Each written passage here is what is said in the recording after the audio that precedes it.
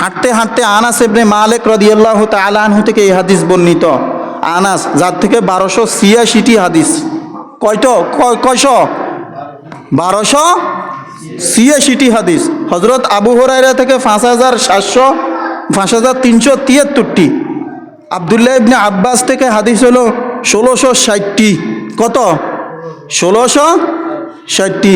আমর ইবনুল আস রাদিয়াল্লাহু তাআলা আনহু থেকে হাদিস হলো 700টি।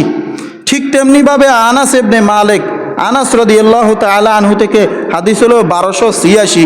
এই আনাস রাদিয়াল্লাহু তাআলা আনহু বলেন যে রাসূল এক জায়গায় হাঁটতে হাঁটতে হাঁটতে দেখতেছে যে পাশে একটা কবরের পাশে এক মহিলা কান্নাকাটি করতেছে। রাসূল বলতেছেন, তুমি ধৈর্য ধারণ করো। কি করো? তুমি ধৈর্য ধারণ করো। ওই মহিলা রাসূলকে উল্টা বলে, এই বিপদ তো আপনার হয় নাই, এই বিপদ তো আপনার হয় না, বিপদ তো আমার হয়েছে। কিছুক্ষণ পরে জানতে পারল এটা তো এই সেই ব্যক্তি না। পরে কার থেকে শুনছে? এটা তো মুহাম্মাদুর রাসূলুল্লাহ সাল্লাল্লাহু আলাইহি ওয়াসাল্লাম। রাসূল কিছু বলে না।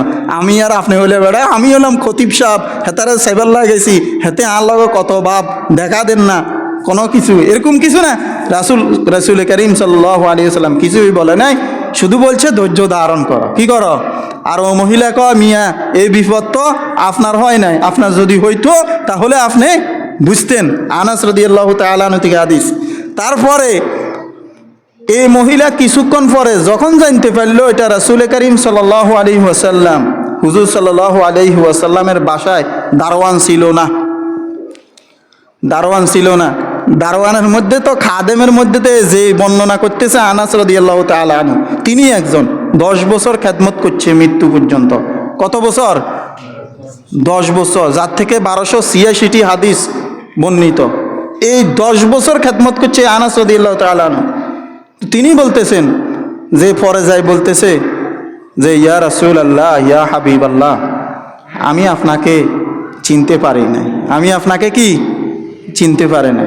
রাসূল করিম সাল্লাল্লাহু, জ্ঞানী ব্যক্তির জ্ঞানী কথা, রাসূল করিম সাল্লাল্লাহু আলাইহি ওয়াসাল্লাম সব কথা বলেন, শুধু একটা কথাই বলছে, প্রকৃত ধৈর্য হলো বিপদের শুরুতে। প্রকৃত ধৈর্য হলো কি? বিপদের শুরুতে। যখন মানুষের বিপদ আপদ আসবে, শুরুতে তাকে ধৈর্য ধারণ করতে হবে। কখন? কথা বলেন। শুরুতে। লাস্টে কোনো মানুষ যাইয়া যদি তাকে কি করে?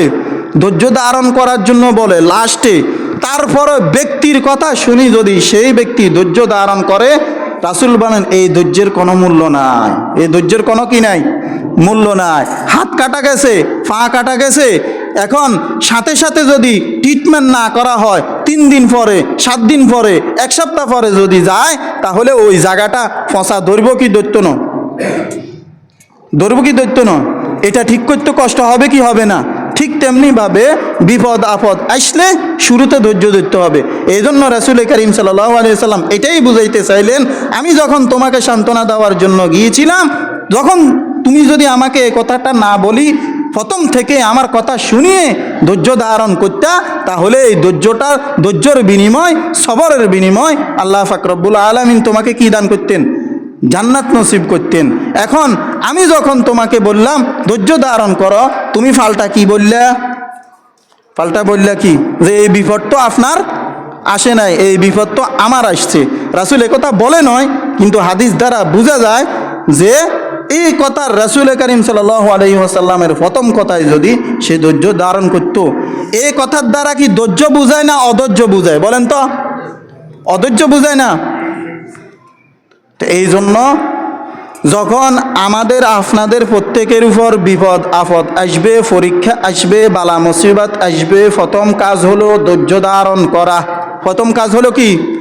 ধৈর্য ধারণ করা। দ্বিতীয় নাম্বার কাজ হলো এই কথা বোঝা, হয়তোবা আমার কোনো আমলের ঘাটতির কারণে আল্লাহ পাক রব্বুল আলামিন আমাকে এই বিপদ আপদ দিছেন, মুসিবত দিছেন, এই জন্য আল্লাহ পাক রব্বুল আলামিন আমাকে সতর্ক সংকেত দিচ্ছেন। কি সংকেত? সতর্ক সংকেত দিচ্ছেন। এই জন্য আল্লাহ পাক রব্বুল আলামিনের কাছে তওবা করা, ইস্তিগফার করা, তওবা করা, ইস্তিগফার করা, অর্থাৎ বান্দাকে জান্নাতের উপযোগী করা, জান্নাতের কি করা? উপযোগী করা। আজকের আলোচনা এ পর্যন্ত থাক।